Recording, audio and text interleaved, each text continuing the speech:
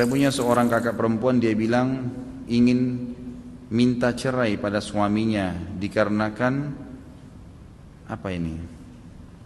Suaminya seorang pemakai obat terlarang. Semoga Allah kasih hidayah. Dan saat ini suami beliau sedang ditahan di lembaga permasyarakatan dikarenakan melakukan tindak penipuan.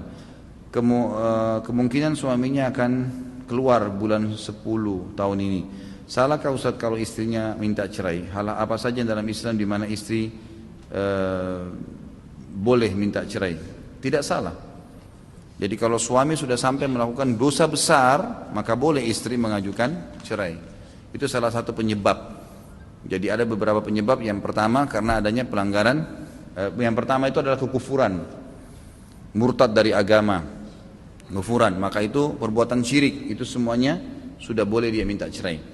Yang kedua, semua dosa besar yang dilakukan dan dia tidak mau taubat, berzinahlah, gitu kan? Istidlalnya jelas hadis Bukhari yang pernah saya jelaskan, di mana seorang laki-laki pernah mengatakan, ya Rasulullah, sesungguhnya istri saya tidak menolak jamaah laki-laki lain. Lalu kata Nabi SAW, ceraikan. Dia bilang, tapi ya Rasulullah, saya mencintainya. Kata Nabi, tahan dan pendakwai kalau begitu. Tapi di sini opsi pertama adalah ceraikan. Artinya di sini kalau memang dia buat maksiat dosa besar, ya sudah, gitu kan. Kalau dia tidak mau taubat, ya kalau kita aja taubat dia masih mau, ya itu tetap opsi pilihan. Tapi wanita boleh di sini mengajukan karena masalah ini, gitu kan.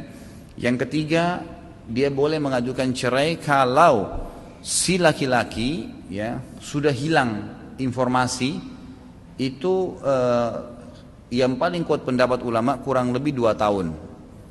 Kalau misal lagi berlayar ya, pergi bekerja, lama memang nggak ada berita, nggak tahu ini hidup mati, nggak jelas.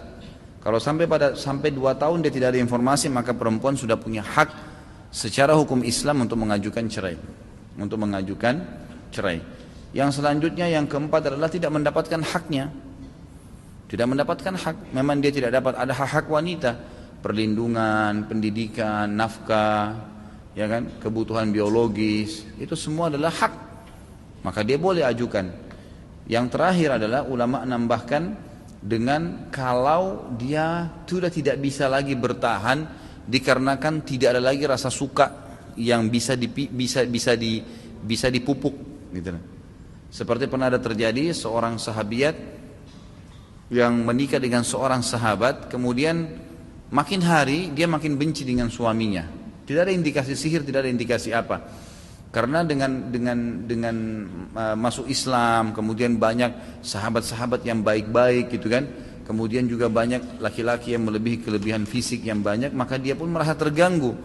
Maka dia sempat mengatakan, ya Rasulullah, saya selalu merasa kalau melihat suami saya malah benci, saya merasa kadang-kadang tidak bisa melayani dia.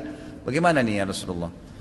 Apakah boleh saya ajukan cerai? Kata Nabi SAW, kau bisa gak kembalikan maharnya, apa yang dia sudah kasih sama kamu?